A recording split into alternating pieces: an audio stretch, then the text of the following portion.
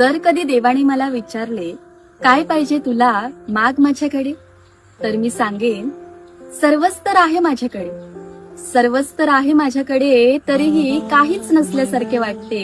दुसरं काही नको देवा, मला माझा बाप तेवढा परत दे. दुसरं काही नको देवा, मला माझा बाप तेवढा परत दे. सांग ना एवढी कसली घाई होती त्याला तुझ्या घरी बोलवायची.